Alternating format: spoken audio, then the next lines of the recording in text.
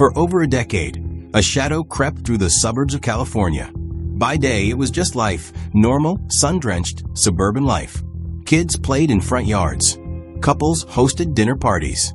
The American dream pulsed through the veins of quiet neighborhoods in Sacramento, Contra Costa, Irvine, Ventura. But by night, a monster emerged. Silent, calculated, predatory.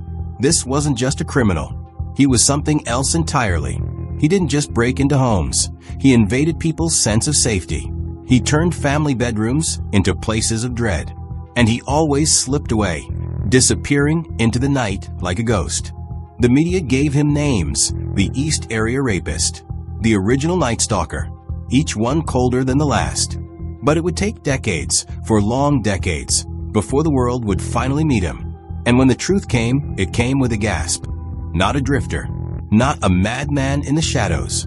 A man who had once sworn to protect and serve. A former police officer, Joseph James DeAngelo. The predator who had once investigated crimes, had committed some of the most horrifying ones himself.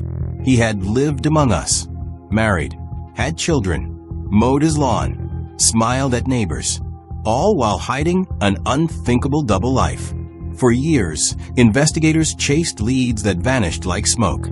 Victims were left shattered, their pleas echoing in empty rooms. And then, just when it seemed like this chapter would close unsolved, science opened a door. A sliver of DNA, just a whisper from the past, led to a new kind of investigation. Genetic genealogy, family trees, public databases, and finally, the face behind the horror. This is not just a story of crime. It's a story of obsession, of fear, of survival, and of how one of the most cold-blooded predators in American history was brought to justice, not with a gun, but with a strand of code buried deep in his blood. In the next 2 hours, we're going to walk that entire path. From the quiet neighborhoods that first whispered his name in fear, to the halls of justice that finally echoed with his guilt. We'll meet the survivors, hear their voices, and trace every twist and turn that made this case both infamous and unforgettable. This is the story of the Golden State Killer, and it's time to bring him into the light. Joseph James DeAngelo was born on November 8, 1945, in Bath, New York. But his story doesn't start with birth, it starts with pain. From a young age, DeAngelo's life was marked by turbulence. Accounts suggest his father was abusive, particularly toward his mother and siblings. As a child, Joseph witnessed things no child should: violence, degradation, humiliation. He wasn't just exposed to chaos. He was raised in its shadow. The boy who would one day terrorize an entire state first learned fear inside his own home. And somewhere in that darkness, something began to grow. His family moved frequently, New York to Germany, then to California. In high school, Joseph was quiet, brooding, but he kept to himself. To some, he was invisible. To others, just another face. But those close to him would later recall moments, small things, unsettling things, killing animals, fits of rage, the seeds of something broken. After graduating from Folsom High School, he joined the Navy and served during the Vietnam War. He saw action. He was trained. He came back a man with discipline and secrets. Many believe this period hardened him further. Whatever empathy he may have once possessed was buried under layers of structure, violence, and control. By the early 1970s, DeAngelo found his way into law enforcement. He became a police officer in Exeter, California, a small town in Tulare County. He was married. He had a badge. And on the outside, everything looked normal. He was the man you might nod at in a grocery store, a protector, a servant of the law. But just beneath the surface, he was already unraveling. From 1974 to 1976, the town of Visalia, just 12 miles from Exeter, was gripped by a strange string of crimes. A prowler, a burglar, someone who entered homes late at night, rifled through drawers, stole odd personal items, photographs, jewelry, undergarments. He didn't take cash or electronics. He didn't break things unless he had to. He left everything else untouched. But what he did take were pieces of people's lives. They called him the Visalia Ransack. Over 120 incidents were eventually linked to him. Each time, he grew bolder, more precise. He studied his victims. He learned their routines. Sometimes, he would break in more than once. He would arrange objects, leave clues that only he understood. It wasn't about the loot. It was about control. He wanted to remind them, I was here. I can come back. You're not safe. And then, in 1975, something changed. Claude Snelling, a journalism professor at the College of the Sequoias, was shot and killed while trying to protect his teenage daughter from being abducted in the middle of the night. Authorities suspected the ransacker, but there was no arrest, no trial, just grief. The Visalia ransacker vanished not long after. By 1976, DeAngelo had taken a job with the Auburn Police Department, nearly 300 miles north. New town, new badge, same man. And that year, in the suburbs of Sacramento, a new predator began to emerge. They called him the East Area Rapist. At first, no one made the connection. How could they? One was a burglar, the other, a sadistic sexual predator. But the escalation was textbook. DeAngelo had spent years honing his skills, breaking in, watching, studying. Now, he was ready to act out what he'd been building toward for years. In June 1976, a 23-year-old woman was attacked in her own home in Rancho Cordova. The man wore a ski mask. He tied her up. He raped her. He vanished. Over the next 3 years, this became a pattern. A horrifying, ritualistic pattern. He would stalk homes, sometimes for days, before striking. He often called his victims beforehand, taunting them. Sometimes after. He knew where they lived. He knew when they'd be alone. And once inside, he was merciless. DeAngelo's tactics were unique and terrifying. If there was a couple, he would bind the man and stack dishes on his back. Then he would drag the woman into another room. If I hear the plates move, he'd whisper, I'll kill her. The man would lie frozen, every second a scream inside his mind, listening to the unthinkable, unable to help. The East Area Rapist didn't just attack. He destroyed. He left scars that would never heal, nightmares that wouldn't end. And he did it over and over again. But still, no one suspected Joseph DeAngelo. He was, after all, a cop. And when he was caught shoplifting dog repellent and a hammer in 1979, he was quietly let go. No one asked too many questions. No one looked too hard. And just like in Visalia, once the heat got too close, he disappeared. But he wasn't gone. He was evolving. In Southern California, a new terror was rising, and the bodies were beginning to stack up. From 1976 to 1979, terror had a name, though no one knew his face. In the quiet neighborhoods of Sacramento, Modesto, Stockton, Davis, and beyond, people locked their doors with trembling hands.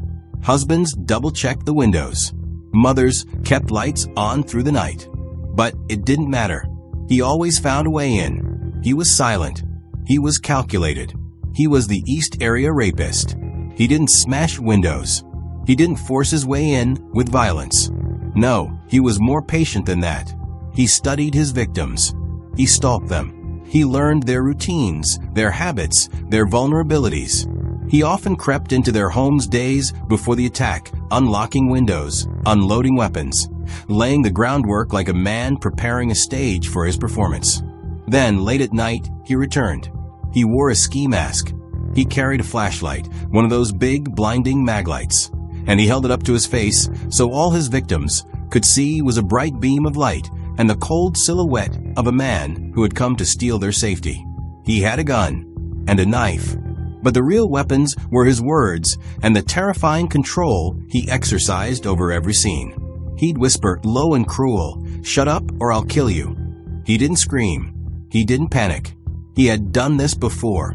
First, he tied up the victims, always the man first, if there was one. He made the man lie face down, then placed a stack of ceramic cups or plates on his back. If they moved, if they made a sound, he swore he would kill the woman in the next room. And then he would drag her away. The fear was total, absolute. The man lay frozen, every muscle trembling, terrified to breathe, terrified to move. And in the next room, The unimaginable unfolded. Again and again, he raped his victims, but it wasn't just about the act. It was about domination, psychological torture. He stayed for hours, sometimes ransacked the kitchen, ate food, made himself at home like it was just another night. By the time he left, he'd stolen more than valuables. He'd taken peace, sleep, safety. By the end of 1979, over 45 women had been attacked. The East Area Rapist was no longer a whispered rumor. He was a waking nightmare. The first confirmed rape was in Rancho Cordova in June of 1976. A young woman alone. Then came Citrus Heights, Carmichael, Del Deo. Each time the story was the same. Masked intruder, bindings, sexual assault, a voice like gravel and ice. And then he escalated. By 1977, couples became targets. The level of control was chilling. Victims reported the same phrases, the same pacing.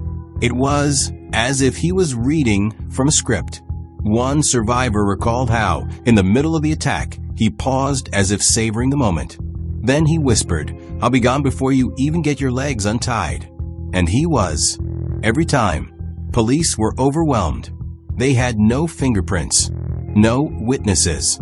The attacker was smart, smarter than anyone expected.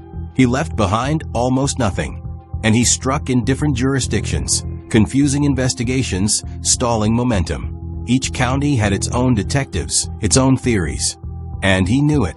He played the system like a master. The media dubbed him the East Area Rapist. Flyers flooded neighborhoods. Police released composite sketches, a tall, lean man, light-colored hair, average build. But nothing concrete, nothing to stop him. He called his victims, sometimes weeks later, breathed heavily into the phone, whispered threats. "Remember when we played?" he once said. He wasn't finished. He was never finished. By late 1978, fear turned into paranoia. Gun sales surged. Families bought dogs. Men slept in shifts, guarding their homes like fortresses. Neighborhood watch groups formed, and people armed themselves not out of confidence, but out of sheer desperation. But it wasn't enough. In one case, a young couple returned home after a night out. He was waiting. He'd been watching. They were tied, separated, assaulted. And as he left, he walked past their terrified dog, patted it on the head, and vanished into the dark. The attacks spread south. Stockton, Modesto, San Jose, each one more brutal than the last. The East Area Rapist wasn't just a predator. He was a plague, and California was drowning in fear. Detectives tried to form patterns. They mapped attacks, traced timelines, interviewed thousands. But he always stayed one step ahead. He changed methods, shifted geography, and then, as suddenly as he appeared, he vanished. No arrests, no closure, just empty bedrooms and broken lives. For years, it was as if the nightmare had ended. But the truth was far more terrifying. He hadn't stopped. He had evolved. And in Southern California, he was just getting started. In late 1979, the predator changed. He had stalked, raped, and terrorized for years. But now something was different. Something had shifted in his mind. It was as if, with each attack, he had been training for this moment, perfecting his cruelty, testing the limits of fear. And then he crossed a line he would never come back from. It began in Goleta, a quiet town just north of Santa Barbara. October 1st, 1979, a couple awoke to the sounds of someone inside their home. A man with a flashlight, a knife, a gun. They fought back, screamed. The intruder panicked and fled. They survived, but they weren't the lucky ones. They were the warning shot, the test run. 2 months later, he struck again. On December 30th, 1979, in the city of Goleta, Dr. Robert Offerman and his girlfriend, Deborah Manning, were found murdered in their home. Offerman had been shot multiple times. Manning had been raped, then killed. The scene was gruesome, but deliberate. There were signs of binding, ligatures, items taken, items left behind. But the message was clear. He wasn't content with fear anymore. He wanted finality. In March 1980, in Ventura County, Lyman and Charlene Smith were found bludgeoned to death in their bedroom. They had been tied with a nautical knot, an obscure detail that would later become significant. Charlene had been raped. The weapon? A fireplace log. The killer had used what was in the house, improvising but with surgical precision. There was no remorse, no panic, just cold, calculated murder. 5 months later, in Dana Point, Orange County, the Harringtons, Keith and Patrice, met the same fate. Patrice was raped. Both were beaten to death. The scene echoed the Smiths, bindings, blunt force trauma, and a kind of obsessive control over the environment. But there was still no clear suspect, just a growing pile of bodies and a web of shattered lives. Then came 1981. Sherry Domingo and Gregory Sanchez were killed in Santa Barbara County. It was July, a warm night. They were house-sitting. What should have been uneventful turned to horror. Sanchez was shot, then bludgeoned. Sherry raped and murdered. Again, ligatures. Again, the same eerily meticulous violence. And with each murder, a pattern emerged, one the police struggled to connect in time. The crime stretched across multiple counties: Santa Barbara, Ventura, Orange. And back then, these counties didn't communicate the way they do now. Each had their own detectives, their own methods, their own theories. There was no centralized database, no shared DNA systems. Every jurisdiction thought they were hunting a different monster. They weren't. They were all chasing the same man, Joseph James DeAngelo. But they didn't know it yet. To the public, he had no face. But to detectives, his signature was becoming unmistakable. The weapon of choice changed, from guns to blunt objects. But the MO remained: bindings, sexual assault, overkill, personal items stolen. Nothing random. Everything designed to torment and confuse. He didn't just kill. He mutilated hope. And then, as with his earlier crimes, came the phone calls. Taunting, gloating. One woman received a call years after her attack. Just breathing. Then a whisper. "Remember when we played?" The psychological warfare continued long after the blood had dried. By 1986, the attacks abruptly stopped. No more murders. No more calls. No sightings. Nothing. It was as if he had vanished. The media dubbed him the original Night Stalker, a new name for a new level of horror. But in truth, he was still the same man, the same cold eyes, the same hunger for dominance. He had simply stepped into the shadows, and the trail grew cold. But something was quietly building, something that would take years to blossom. Deep inside evidence rooms, behind file cabinets and locked drawers, were strands of hair, bits of skin, drops of blood, tiny, silent witnesses waiting for their turn to speak. And when they did, they would tell the story no one could believe. The story of how one of the most elusive killers in American history was hiding in plain sight, and how he would finally be brought to justice. For decades, the trail had gone cold. The East Area Rapist. The original Night Stalker. Two terrifying names that echoed through different regions of California, never connected. Investigators across counties had assembled their own puzzles, not knowing they were all staring at the same monster. That changed in 2001. It started with DNA, not a new sample, but old ones meticulously collected from crime scenes in the late 70s and early 80s. A tiny biological fingerprint left behind in moments of horror. At the time, there was no way to trace it. But by 2001, forensic science had caught up. And when a technician ran DNA from the Southern California murder scenes through a national database, the results shattered the case wide open. The rapist from the north and the killer from the south, they were the same man. The East Area Rapist and the original Night Stalker were one. A new name emerged: ERINS, a cold acronym for a chilling realization. One man had been responsible for over 50 rapes, 13 confirmed murders, countless home invasions, and decades of trauma that stretched like a shadow across an entire state. But who was he? The DNA gave them a profile, but not a name. It was like staring into the abyss and knowing it had eyes, but not a face. the investigation intensified. Task forces were formed, evidence was re-examined. Retired detectives returned to boxes of unsolved nightmares, praying for the break they'd missed years ago. The state of California offered a $50,000 reward for information leading to an arrest. New suspects were considered, old ones eliminated, but nothing stuck, and the phone calls they hadn't stopped. As late as 2001, survivors reported receiving chilling messages, obscene breathing, eerie whispers, "You're mine." One woman, attacked in 1977, got a call decades later, just one sentence. "Remember when we played?" He was still out there, watching, listening. Then, something curious surfaced, an old high school essay.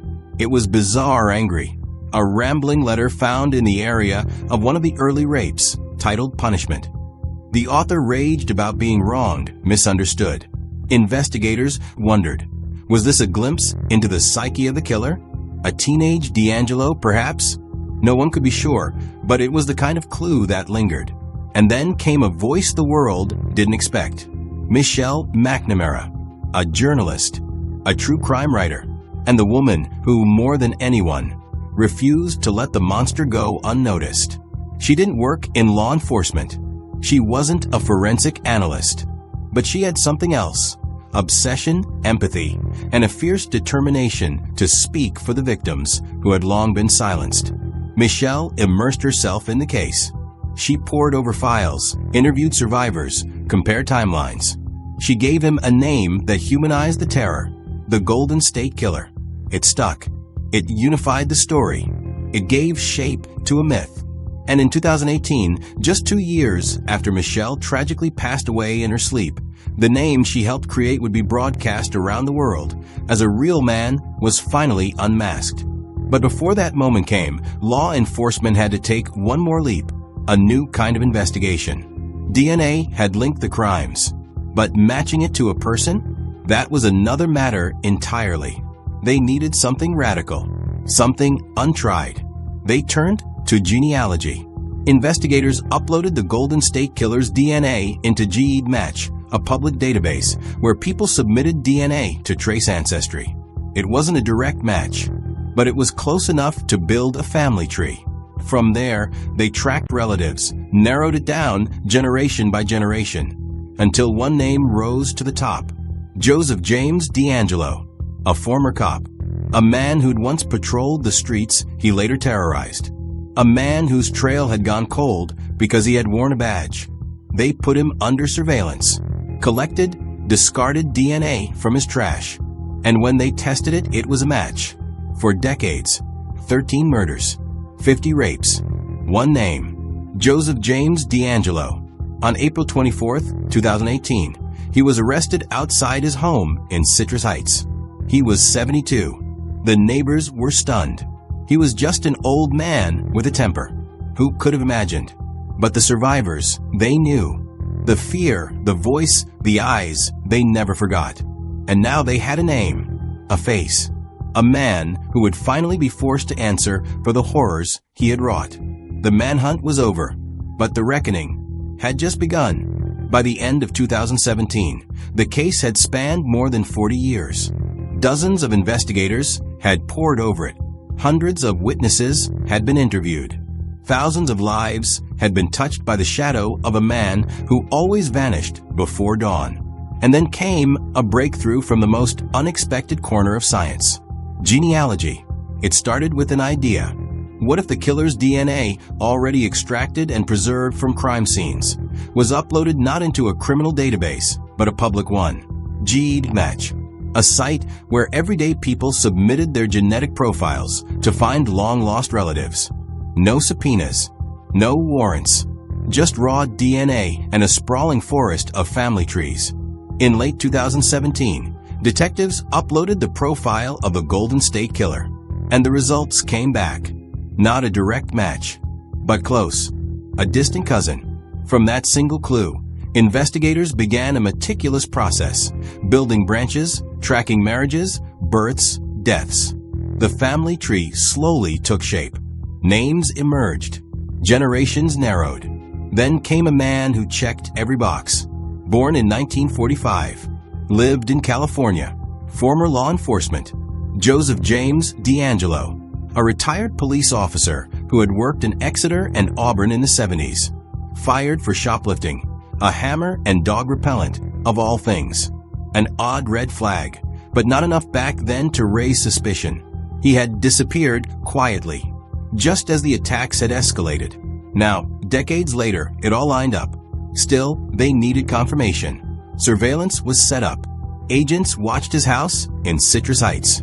They waited for him to discard something. A tissue, a cup, anything with DNA.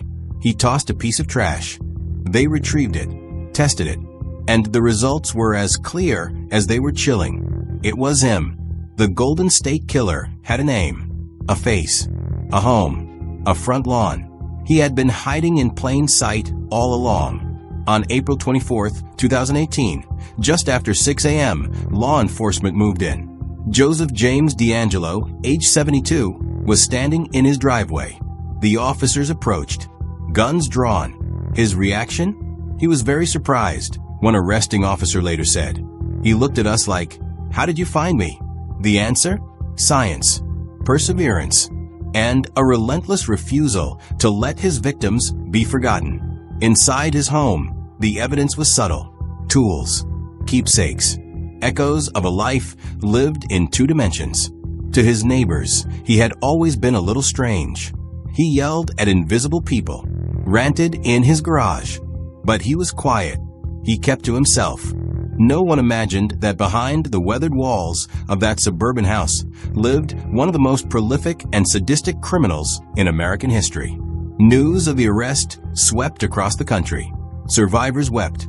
Some said they never thought they'd see the day. One woman said, "I can sleep now." Another, "He didn't win. I'm still here." Reporters gathered outside the courthouse.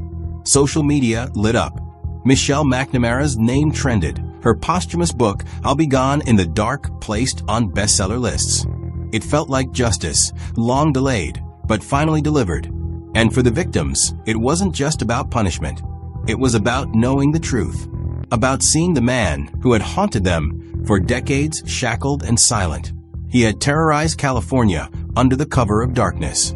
But now he was in the light.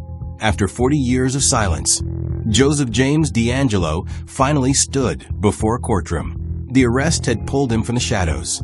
But what came next was the true reckoning. A reckoning not just for the crimes he committed, but for the lives he shattered. The courtroom was packed. Victims, families, journalists. Some people had waited their entire lives for this moment. Others had flown across the country to look into the eyes of the man who had stolen everything from them. DeAngelo was charged with 13 counts of first-degree murder and 13 counts of kidnapping to commit robbery. Those were the crimes still within the statute of limitations. The rapes, more than 50, were never charged. The laws back then didn't account for the kind of justice survivors deserve now. But those survivors, they showed up anyway. And they spoke. One by one, they stood before him, not as broken souls, but as warriors who had survived something unthinkable. They told their stories through tears and grit. They relived nights that haunted them for decades. Some had never spoken publicly before. Others had built their lives on top of the ruins he left behind. "I was just 15, one woman said. "You didn't just rape me. You tried to erase me." Another survivor, now in her 60s, looked directly at him and said, "I know what you are. And now, so does the world." In the courtroom, DeAngelo sat in a wheelchair, small, shriveled, wearing an orange jumpsuit. He was no longer the agile, masked predator who once climbed fences and whispered threats into the dark. He looked fragile, but no one was fooled. The shell might have aged, but inside, the man who had stalked California's nights was still very much there. On June 29, 2020, he spoke. His voice, gravelly and subdued, cracked through the silence of the room. "I admit, I have destroyed all their lives." It was the first time anyone had heard him take responsibility. The first time he acknowledged the trail of devastation he left behind. But for many, it wasn't enough. Not because they wanted more pain, But because some wounds are too deep for words to reach, the sentence came swiftly. Joseph James DeAngelo was given multiple life terms, without the possibility of parole. There would be no appeals, no retrials, no second chances. He was sent to Corcoran State Prison, where he remains under protective custody. The man who once prowled through unlocked windows now lived behind bars, watched every hour, every day, with no power left to wield. The justice system had finally closed its fist.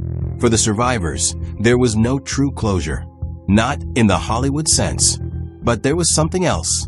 An end to the waiting. An end to the wondering. They had faced the monster and refused to look away.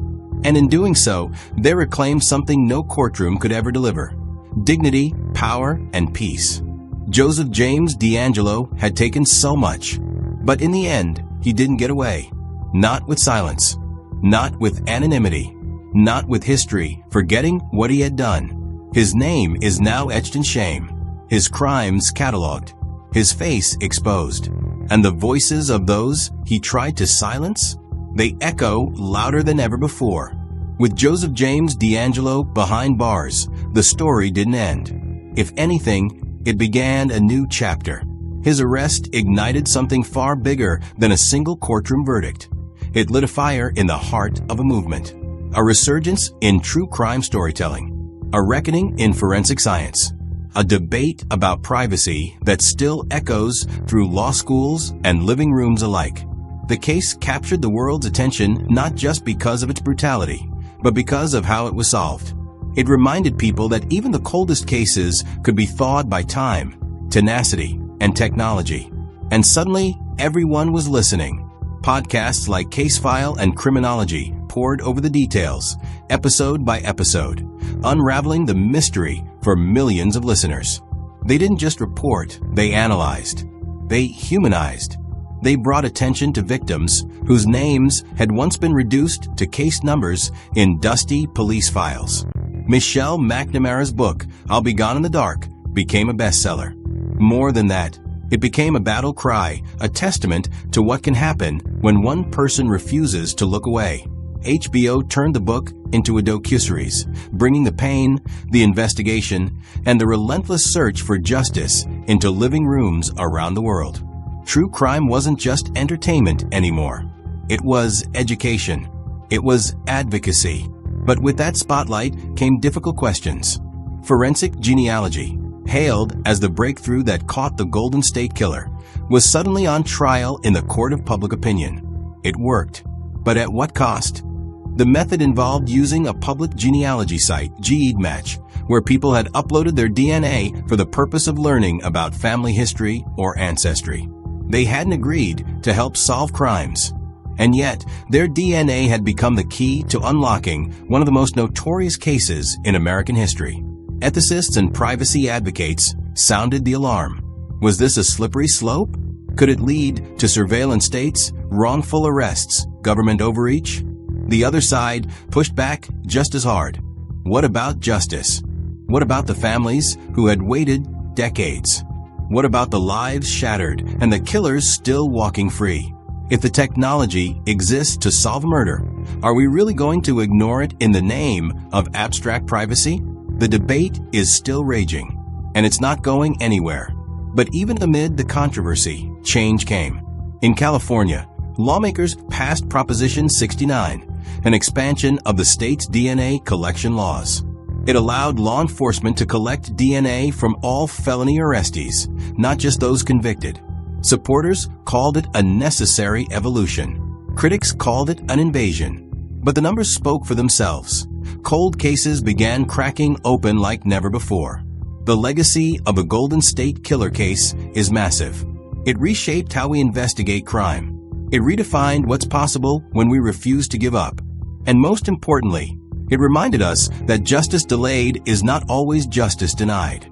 This wasn't just a victory for the victims of Joseph DeAngelo. It was a signal to every unsolved case still sitting in a folder, to every detective still haunted by loose ends, to every family who still wakes up hoping. That signal was clear. We're not done. And monsters don't get to hide forever. This is the story of a man who once walked among us, unnoticed. Joseph James DeAngelo, a husband, a father, a neighbor, a cop, and behind all that, a monster. From the early 1970s to the mid-1980s, he waged a silent war on the people of California. He broke into homes. He shattered lives. He raped. He murdered. He left behind questions, fear, and silence. But silence, it turns out, doesn't last forever, because time caught up, and so did science.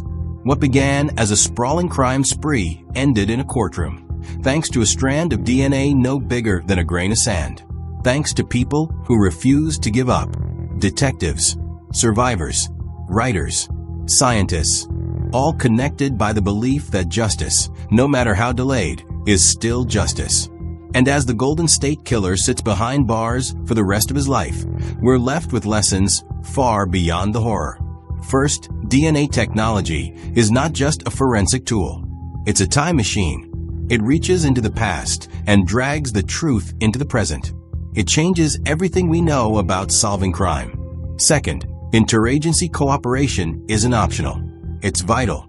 Without detectives working together across counties, across years, none of this would have been possible. And finally, victims are not defined by what was done to them. They are defined by what they do after. The survivors of these crimes chose to speak, to stand, to endure. And in doing so, they didn't just reclaim their lives. They helped stop a predator. So what does this story teach us? It teaches us that monsters are real, but so is justice. That evil thrives in silence, but truth is louder. That memory matters. That technology matters. And most of all, that community matters. Because this wasn't just about one man's crimes. It was about the people who refused to let him get away with it. And in the end, they didn't. Thank you for staying with us on this journey. If this story moved you, if you learned something, or if it made you think, subscribe. Share your thoughts below and tell us. Which detail surprised you most? Because sometimes it's in the smallest detail that the whole truth lives.